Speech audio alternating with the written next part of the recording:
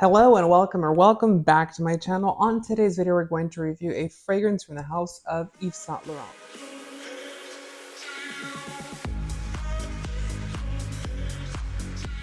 So today, like I said, I have a fragrance from the house of Yves Saint Laurent. If you're new to the channel, before we get started, make sure to give the video a thumbs up and also subscribe for more fragrance related content if you are a fragrance addict like me. So the fragrance I have here today is Capeline by Yves Saint Laurent. This is part of their Vestiaire de Parfums collection. So essentially it is your private line. It's their more expensive upper range collection. Now this range is not as expensive as others. So if we're going to compare this to, like, for example, Chanel or Dior, it's a little bit cheaper. It's $270 US for 4.5 fluid ounces. I'm sorry, that correction. It is 4.2 fluid ounces or 125 mils for $270 US, which is not that bad. So we're going to look at the packaging here. This is what the box looks like. It is a simple white cardboard box. It has a little bit of a texture to the actual paper itself. Very nice. You do get a Yves Saint Laurent logo at the top, which says YSL, if that will focus. It's very minute. This is a sticker that they stick on here. Now, I have noticed that some of mine do come off-centered or do not come centered, but it is a texturized sticker. It has the name of the fragrance on there. It says, the accords on there. So, for example, Rouge Velour says rose and patchouli. This one is going to say accords of lily and vanilla. It's also going to have the name of the brand on there, Yves Saint Laurent. And then at the bottom, we get our batch code where it's made, which is made in France. Just so you do know, all these are distributed and manufactured by L'Oreal Luxe. So L'Oreal Luxe is a behemoth of an actual manufacturer when it comes to fragrance and cosmetics.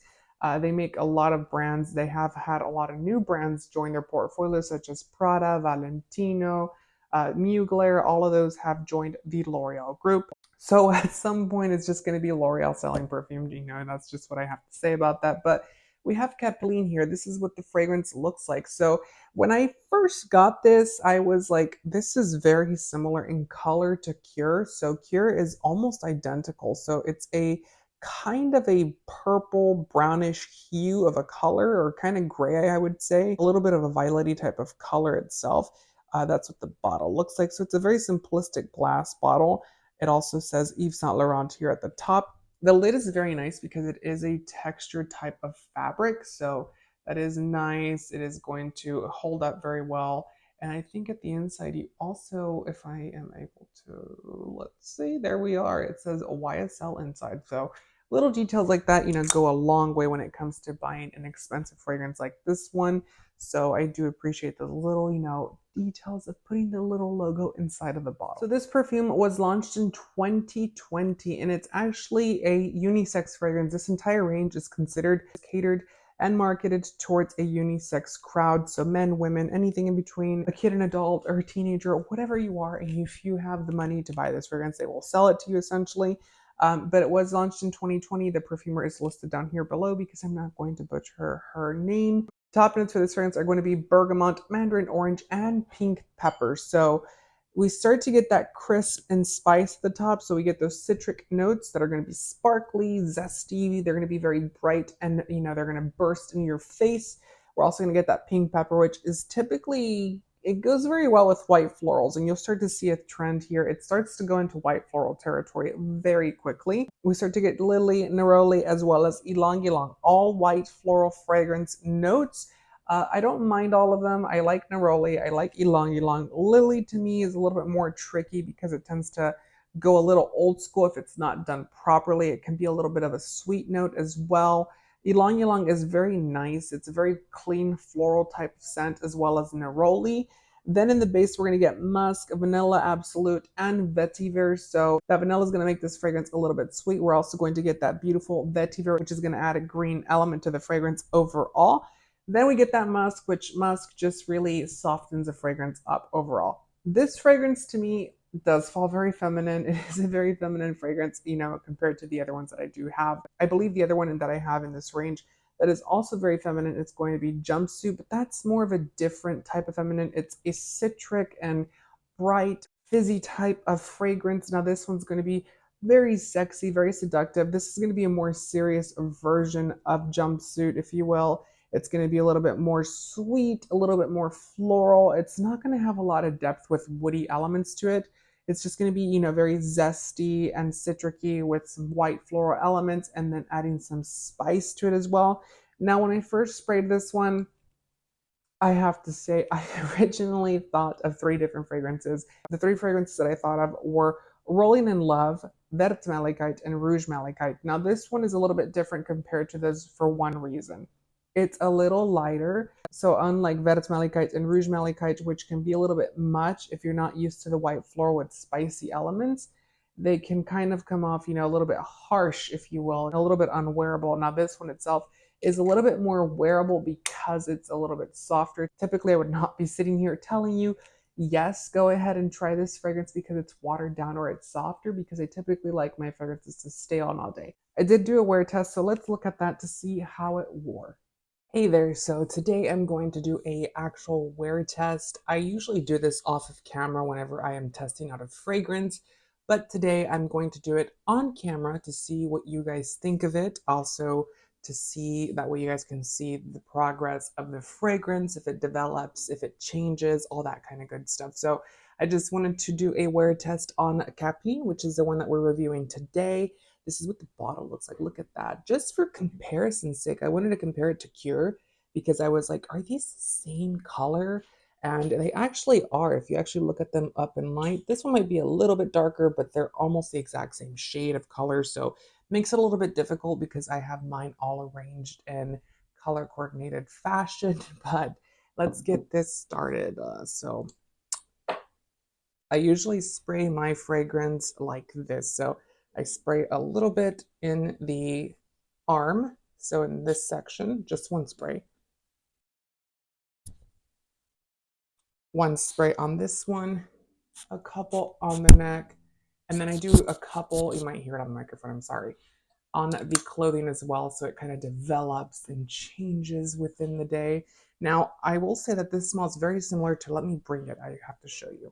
It smells like a combination of both of these, which is very unusual because this one's a lot cheaper. I think it's almost the same price as the Killian one, but you're getting 4.5 fluid ounces instead of 1.7. So it is a better deal. I do like the packaging. Like I said, it's going to be a little bit bulky to carry with me throughout the day because I have to carry it with me in my bag, but we will see how it wears, and I will come at you here in a little bit.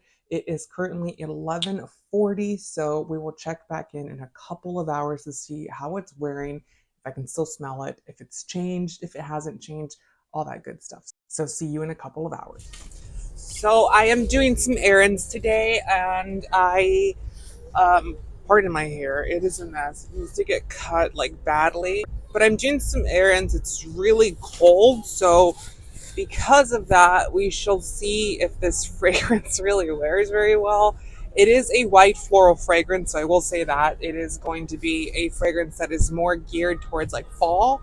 I don't know if it's a winter fragrance. It's definitely more on the feminine side of things. It is one of those fragrances that definitely reminds me a lot of Verte Malachite, Rouge Malachite, and Rolling in Love. Those are all white floral fragrances. I do like it so far. It's a lot lighter than those, so it's going to be a little bit more wearable, where Verte Malachite, Rouge Malachite are very seductive and very sexy. This one can actually come off a little bit more, if you will, like wearable. So a little bit, a little bit more watered down, which typically is not a good thing with fragrance, at least in my handbook. But because of this one being a white floral, and white florals tend to be a little bit intense, I actually like this one. So we shall see how it wears. I am driving, so I should probably get off of here so I do not crash and die. It's a 2 hour mark, and it is still wearing. It's still kicking. The fragrance itself, it is a very white floral, so I will say that if you're looking for something a little bit more unisex, it's probably not the one, but so far it is still going. It does have some projection and some sillage. So overall, this fragrance does wear well. I will say that by the 6 to 7 hour mark, you lost your projection. Now, I do want to give a quick disclaimer that, maybe I did not give this the most fair shot when it comes to wear and longevity and, testing it overall, because I sprayed it on, and because it's so cold where I'm at currently, it's constantly taking off and putting on your coat essentially, which when you're doing that, you're kind of rubbing off the fragrance if you spray it on your clothes. Even if you spray it on your skin and a piece of your skin touches fabric, you're kind of rubbing off the fragrance. which then ruins the fragrance overall for its longevity and performance. That's why you typically see fragrances wear a little bit better in the fall, in the summer, and in the spring. In the winter, they kind of go a little bit, south. And that's typically why we wear a lot more heavier scents. Now, this one I definitely think is a fall scent. I think it can incorporate itself into the actual summer months as well. It can be a little bit more tricky. I will definitely say it's a little bit more formal than the other fragrances that I've tested out from the Vestiaire collection by Yves Saint Laurent. But I definitely think that this fragrance is a nice one. It's a nice addition. If you don't have a white floral and you're looking for one that is going to have some sweet elements with that beautiful vanilla in there, it's going to give you that sexy white floral with those citric notes added to it and that nice little pink pepper to add a little bit of pizzazz to it, then I would certainly say to check this fragrance out. It's not bad. If you are a guy out there trying to decide on this one, because I actually, so the story goes like this. I actually ordered this on accident because I actually thought I was actually ordering Capeline, I think it's called.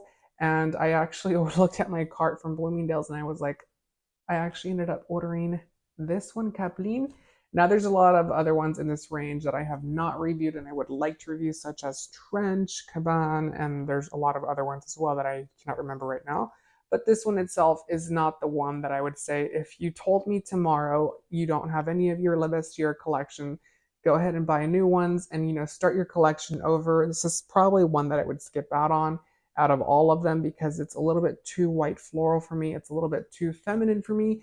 But that's okay. If you like that type of vibe and you like these type of scents, then definitely check it out. I think it's wearable. I think it's sexy.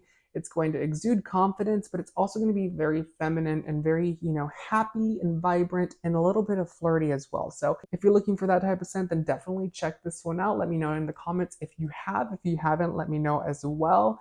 Also, make sure to comment down below what other fragrances you would like me to review. If there is anything else you want me to check out, I am working on getting all your suggestions filmed and getting them and purchasing them. It takes time to, pump out these videos, but I am working as hard as I possibly can for you guys. So make sure to give the video a thumbs up. Consider subscribing for more fragrance-related content. I hope to see you guys on the next video. Until next time, take care. Bye.